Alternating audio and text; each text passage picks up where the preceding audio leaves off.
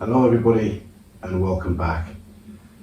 And yes, your garden is destroying the environment. Well, that's what they want us to believe. Anyway, so this first came to my attention last night. I was watching a particular channel that I watch about world events and things like that, and on the 22nd of this month, the Telegraph, which in the UK would be regarded as, by some, as a sensible paper, you know, a reasonable paper, not like some of the more Mickey Mouse ones, yeah. And they have run an article that says gardens produce 5 times more carbon than commercial agriculture. So the parsnips and the potatoes and the onions that you're growing are killing the environment, according to them. So I did a bit of digging because the Telegraph article, to view online, you have to subscribe, you have to pay, and I'm not prepared to do that. So I did a bit more digging, and I found what is probably pretty much a carbon footprint of it, pun intended. And it says, fruit and vegetables grown in urban gardens have a surprisingly large carbon footprint according to new research. And this was published on the 22nd of January this year. It says, the study assessed the associated greenhouse gas emissions of 73 urban farms and gardens in 5 countries. On average, these hobby gardens have a carbon cost 6 times as high as conventional agriculture. In a few exceptional instances, however, city-grown crops, including tomatoes, were more carbon efficient than their industrial counterparts. So, tomatoes are good. Tomatoes are good. Whether tucked behind residential housing in cities or proudly placed in the hearts of villages, urban agricultural areas, allotments, community gardens are key resources for countless diets around the world. I'll believe that, they are. Yet while these hand-grown earthy brassicas and strawberries may appear sustainable, there was little research to prove that assumption. Little research. People have been growing their own veg for thousands of years. I'd say that's research enough. We weren't killing the environment by growing our food in our garden in the 1950s. But now we are. Deciding to fill this knowledge gap, the research team from the University of Michigan set out to compare the carbon footprints of urban gardens across Europe and the United States. They began by recruiting community gardeners in 73 sites across France, Germany, Poland, the UK and the US. These citizen scientists kept daily diary entries to record inputs and harvests from their food growing sites throughout 2019. Inputs fell into 3 main categories: infrastructure, such as raised beds, pathways, etc., and supplies, including compost, fertilizer, weed fabric, gasoline for machinery, and irrigation water. The researchers calculated the climate-altering greenhouse gas emissions associated with all 3 elements over the lifetime of the farm. The emissions expressed in kilograms of carbon dioxide per serving of food. So kilograms of dioxide per serving of food were then compared to food raised by conventional methods. On average, food produced through urban agriculture, your allotment, emitted 0.42 kilograms per serving. I'll read that again. On average, food produced through urban agriculture emitted 0.42 kilograms, nearly half a kilogram per serving. So, because you grow food at home or in your allotment, every time you have a meal from that allotment, you've put 0.42 kilograms of carbon into the atmosphere. Don't do it. Or at least that's what they want us to do. 6 times higher than the 0.07 kilogram per serving of conventionally grown produce. Most of the climate impacts at urban farms are driven by the materials used to construct them, their infrastructure, said the study. These farms typically only operate for a few years or a decade. So greenhouse gases used to produce those materials are not used effectively. Conventional agriculture, on the other hand, is very efficient and hard to compete with. This data set reveals that urban agriculture has high carbon emissions per serving of fruit or vegetables than conventional agriculture, with a few exceptions.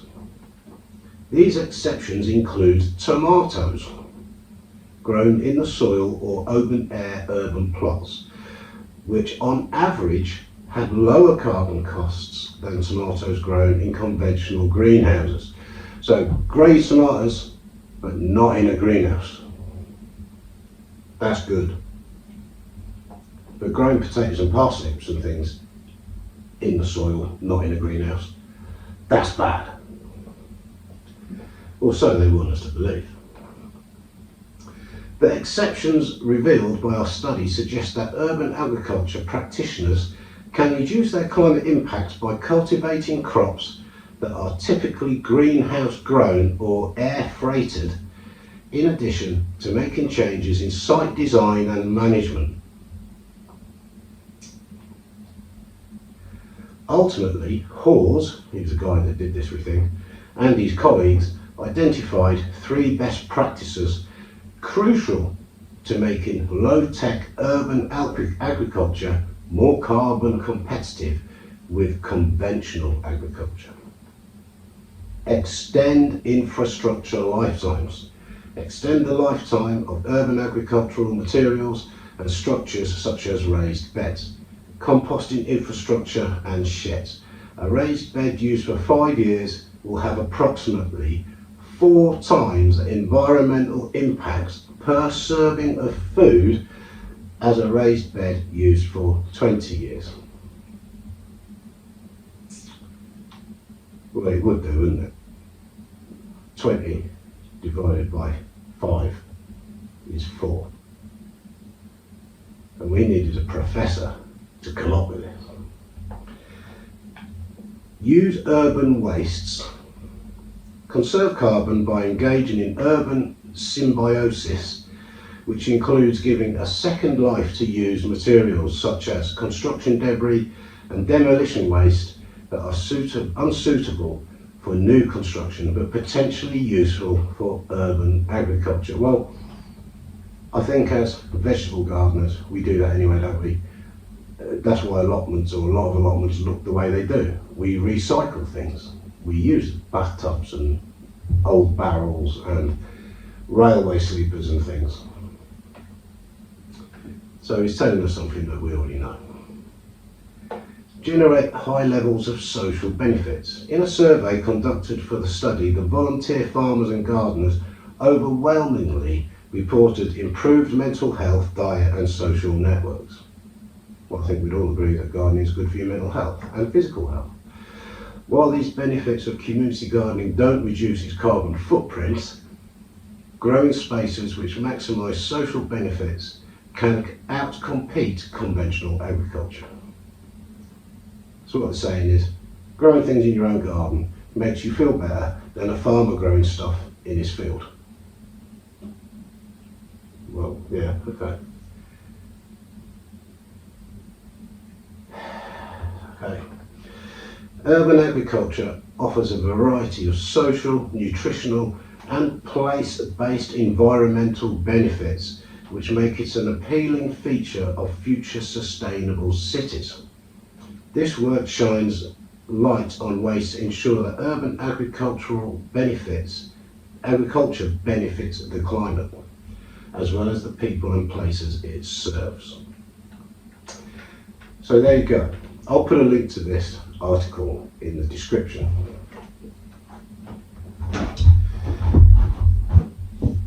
So what they're trying to make us believe is growing things in your garden, vegetables, or plants, probably flowers, is bad for the environment. But if you do a bit more research, like I have, and you go and look at some other articles about letting your garden go, return to wilding, let it go wild, that's also bad for the environment. True enough, the BBC did a thing on this not so long ago, and letting your garden re-wild is bad for the environment.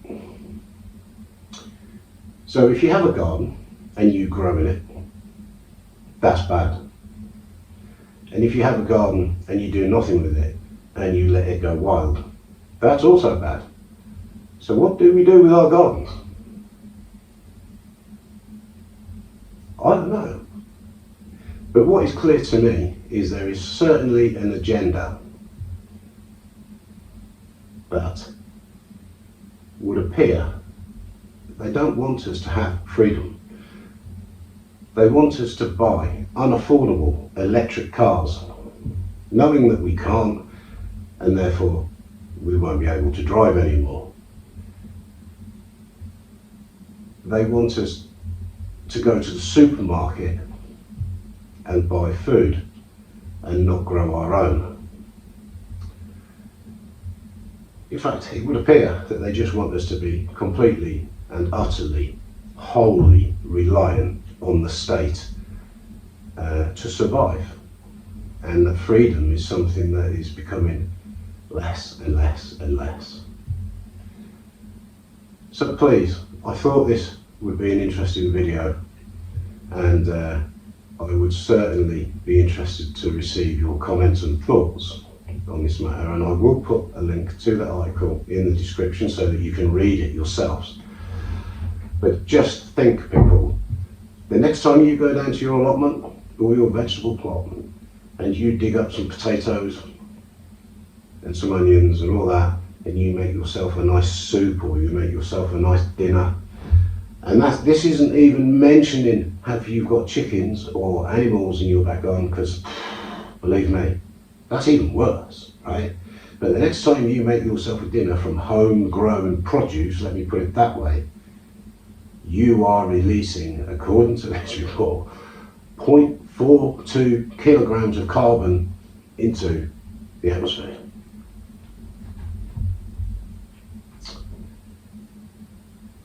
So, make sure that you drive your vehicles to the supermarket every single week to get your food, because that is better for the environment. And I support farmers, don't get me wrong, without farmers we're all screwed, but it's far better apparently for them to be ploughing the fields, sowing the fields, harvesting the fields, spraying the fields with big tractors that use lots of diesel and towing trailers, and then that produce gets sent to a factory where it gets processed using massive amounts of energy, and then it gets transported again to the supermarkets, and then you transport yourself to the supermarket to buy that food. In fact, we don't even buy food in supermarkets anymore. We buy products, not food. You look at most people's shopping trolleys in the supermarket, they haven't got vegetables in them. They have got packets, boxes, cartons, jars. They're buying products, not food. But apparently that is better for the environment than you growing nice, organic, healthy, free range vegetables. So there you go, people. Hit me up with your comments. Love to know your thoughts, and I'll see you next time.